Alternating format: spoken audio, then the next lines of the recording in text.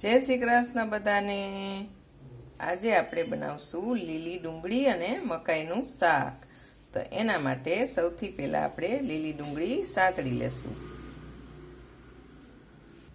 1 ચમચો તેલ મૂકી દીધું છે અને એની અંદર નાખશું 1 નાની ચમચી હિંગ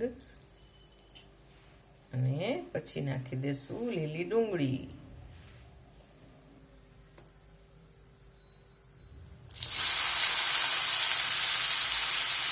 આની અંદર આપણે ડુંગળીના ભાગનું મીઠું નાખી દેશું અને સેજ હળદર નાખી દેશું।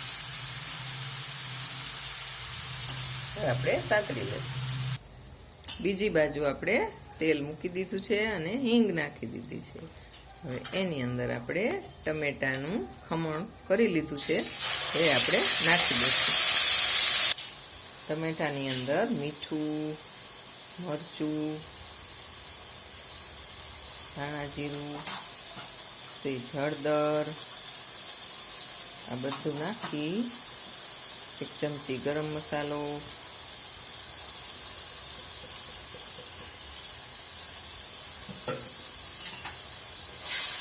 ટમેટા એકદમ સતરાઈ જાય ત્યાં સુધી આપણે હલાવશું।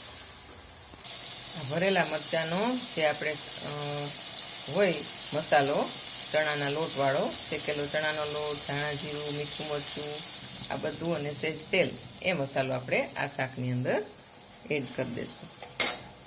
આ ટમેટાની ગ્રેવી સતરાઈ ગઈ છે, તેલ ઉપર આવી ગયું છે, તો હવે આપણે આ મસાલો અંદર નાખી દઈશું થોડો।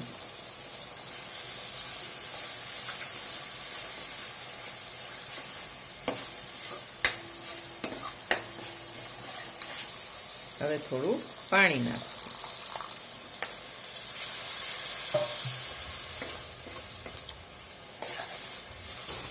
આ બાજુ આપણી ડુંગળી પણ થઈ જવા આવી છે।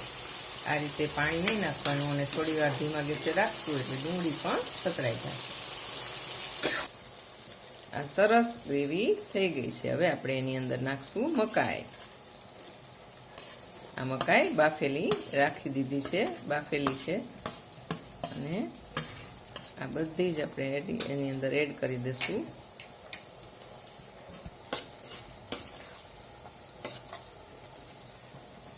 થોડુંક જરૂર લાગે છે એટલે આપણે થોડુંક પાણી એડ કરશું।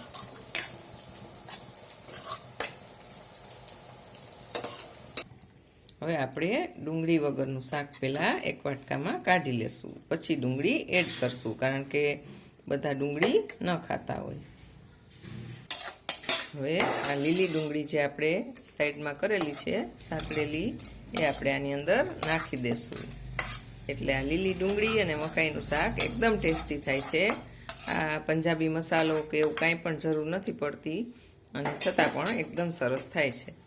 જેટલી લીલી ડુંગળી હોય એટલી જ મકાઈ લેવાની એટલે સેમ હોય એટલે સરસ લાગે।